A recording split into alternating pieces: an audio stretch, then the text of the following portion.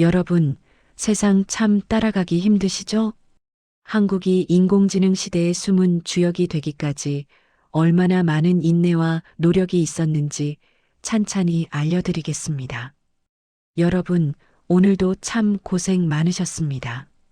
아침에 눈 뜨면서부터 밤에 잠들 때까지 살림하시느라, 일하시느라, 손주들 돌보시느라 하루가 어떻게 가는지 모르시죠? 그런데 가끔 그런 생각 들지 않으세요? 나는 가만히 있는데 세상만 저만치 앞서 달려가는 것 같은 기분 말입니다. 특히 요즘 뉴스나 유튜브만 틀면 나오는 AI, 인공지능이라는 말, 참 낯섭니다. 이제 로봇이 글도 쓰고 그림도 그린단다, 운전도 기계가 한단다. 이런 소리 들으면 대단하다 싶으면서도 한편으론 그게 우리 사는 거랑 무슨 상관인가 싶어 마음 한구석이 헛헛해지기도 하죠. 그런데 여러분, 그거 아십니까? 전 세계에서 내로라 하는 돈 박사들이 지금 한국을 보며 엄지손가락을 치켜세우고 있습니다. 우리가 세상 변하는 거 무섭다 하고 있을 때 세계 최대 채권 운용사 핌코 같은 큰 손들은 이렇게 말합니다. 지금 한국이야말로 전 세계 AI 잔치에서 가장 중요한 열쇠를 쥐고 있는 나라다라고 말입니다. 여러분, 예전에 시장터에서 장사해 보신 분들이나 장 보러 다니신 분들은 다 아실 겁니다. 간판 화려하고 번지르르한 집치고 맛있는 집 별로 없죠? 진짜 맛집은 골목 깊숙한 곳에 간판도 다 바른 채로 할머니가 묵묵히 솥단지 적고 있는 그런 집입니다. 지금 세계 경제 전문가들이 보기에 한국이 딱 그런 모습입니다. 미국이나 유럽의 화려한 기술 회사들이 우리가 세상을 바꾼다 라며 떠들썩하게 잔치를 벌이고 있지만 정작 그 잔치상에 올라갈 진짜 맛있는 고기며 나물은 한국이 다 준비하고 있다는 겁니다. 이걸 전문가들은 저평가 언더밸류드라고 부릅니다. 실력은 세계 최고인데 아직 사람들에게 제대로 대접을 못 받고 있다는 뜻이죠. 그런데 여러분, 시장 원리라는 게 그렇잖아요. 맛있는 집은 결국 소문이 나게 마련입니다. 지금 한국이 전 세계 투자자들 사이에서 이 집 진짜 맛집이었네? 하고 소문이 나기 시작한 단계인 겁니다. 왜 지금까지 알려지지 않았을까? 사실 이게 한국 사람들의 특징이기도 합니다. 우리는 말을 많이 하지 않습니다. 그저 묵묵히 일만 합니다. 자식들 공부시키느라, 집안 먹여 살리느라, 나라 일으키느라 허리띠 졸라매고 밤낮으로 일만 했지 남들한테 자랑하고 다닐 여유가 없었던 겁니다. 그런데 이제 세월이 흘러 우리가 쌓아온 실력이 드디어 빛을 보기 시작한 겁니다. 6.25 전쟁 이후 70여 년 세계에서 가장 가난한 나라 중 하나였던 우리가 이제는 세계 경제를 좌우하는 핵심 기술을 가진 나라가 되었습니다. 참으로 감격스러운 일이 아닐 수 없습니다. 인공지능이라고 하면 우리는 보통 말 잘하는 기계를 생각합니다. 하지만 그 기계가 똑똑해지려면 엄청나게 많은 공부를 해야 하고 그 공부한 내용을 저장할 기억력이 필요합니다. 그 기억력을 담당하는 게 바로 우리가 잘 아는 반도체입니다. 만두피 이야기로 예를 들어보겠습니다. 여러분, 명절 때 만두 빚어보셨죠? 만두 속이 아무리 맛있어도 만두피가 터지면 꽝입니다. 속이 다 흘러나오고 보기도 흉하고 먹을 수도 없게 되죠. 인공지능이 아무리 똑똑해도 그 정보를 담아낼 반도체가 부실하면 아무짝에도 쓸모가 없는 것과 똑같습니다. 그런데 이 반도체 만두피를 전 세계에서 가장 얇고 질기고 맛있게 만드는 나라가 어디입니까? 예, 바로 우리 한국입니다. 삼성전자와 SK하이닉스라는 두 회사만으로도 전 세계 메모리, 반도체 시장의 70%가 넘는 점유율을 차지하고 있습니다. 핌코의 전문가들은 말합니다. 앞으로 세상이 AI로 뒤덮일 텐데 한국 반도체 없이는 그 세상이 돌아가지 않는다. 쉽게 말해 전 세계가 AI라는 맛있는 비빔밥을 비비고 있는데 그 밥을 담을 녹그릇과 입으로 넣어줄 숟가락을 한국이 독점하고 있다는 겁니다. 그러니 밥값이 오르면 숟가락값도 오르는 게 당연한 이치 아니겠습니까? 요즘 뉴스에서 자주 나오는 말이 있습니다. HBM이라는 건데요. 이게 뭔지 아시는 분 계십니까? 우리말로 하면 초고속 대용량 메모리 정도로 이해하시면 됩니다. 이걸 또 생활 속 이야기로 풀어보겠습니다. 여러분이 장 보러 시장에 가실 때를 생각해 보세요.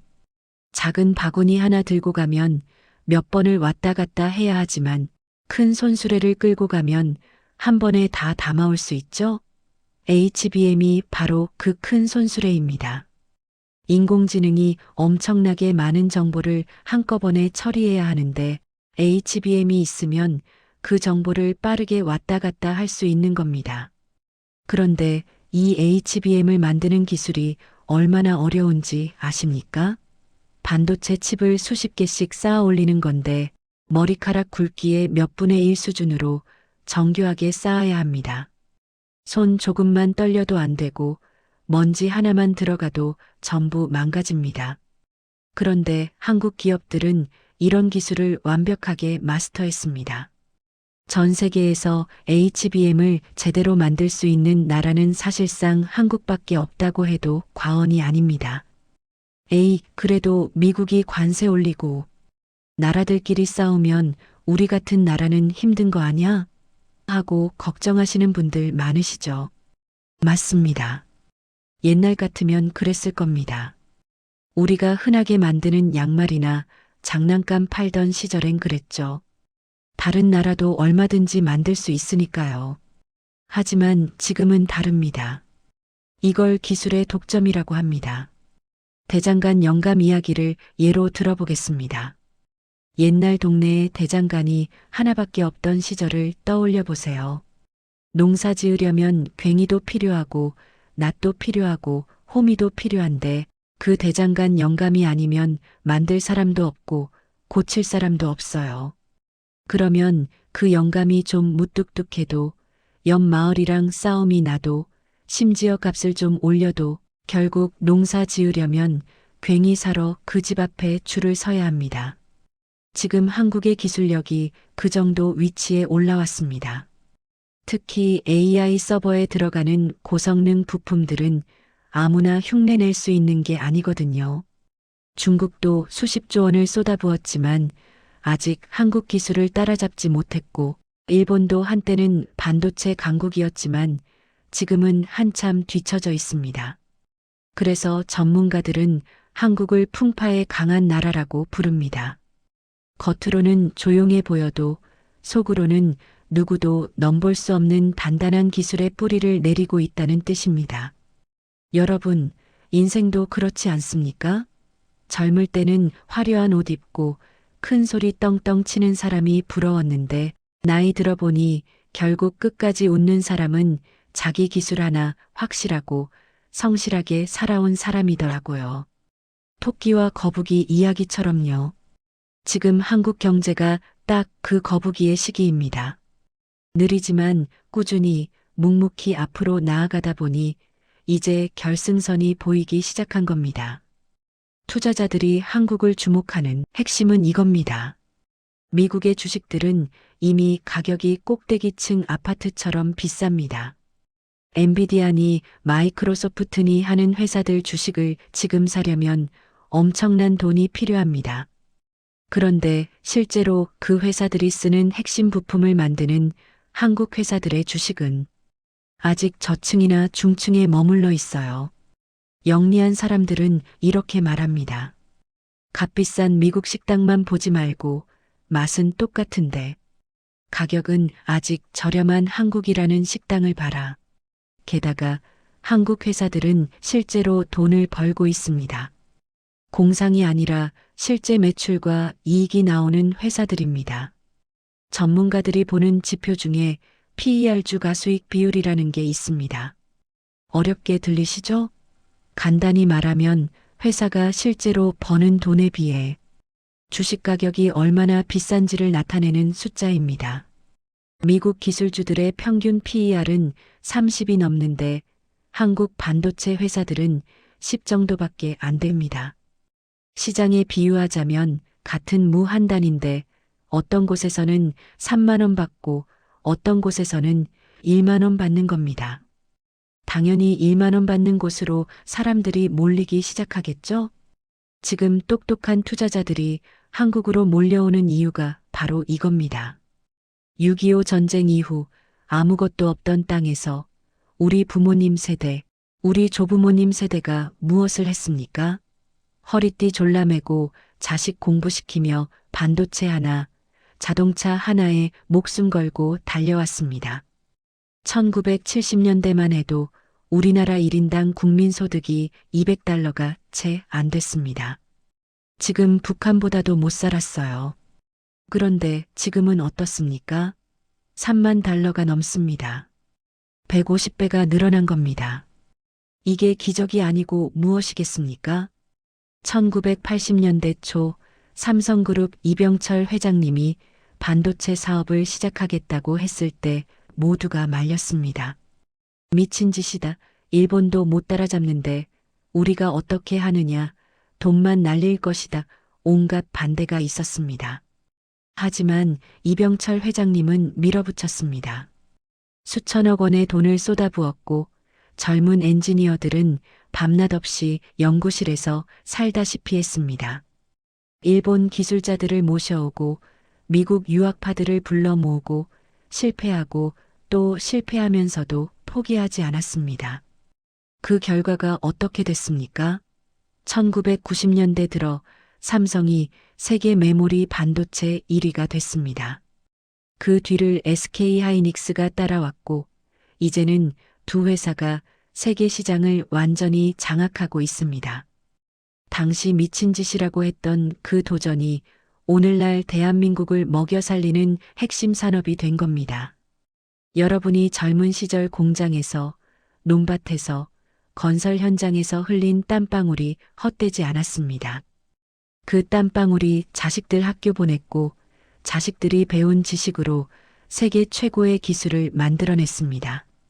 그리고 지금 그 기술이 AI 시대라는 큰 파도를 만나 빛을 발하고 있는 겁니다. 이게 바로 세대 간의 연결고리입니다. 할아버지가 농사지어 아버지 공부시키고 아버지가 공장 다니며 자식 대학 보내고 자식이 엔지니어가 되어 세계를 놀라게 하는 기술을 만들어냅니다. 이것이 대한민국의 힘입니다.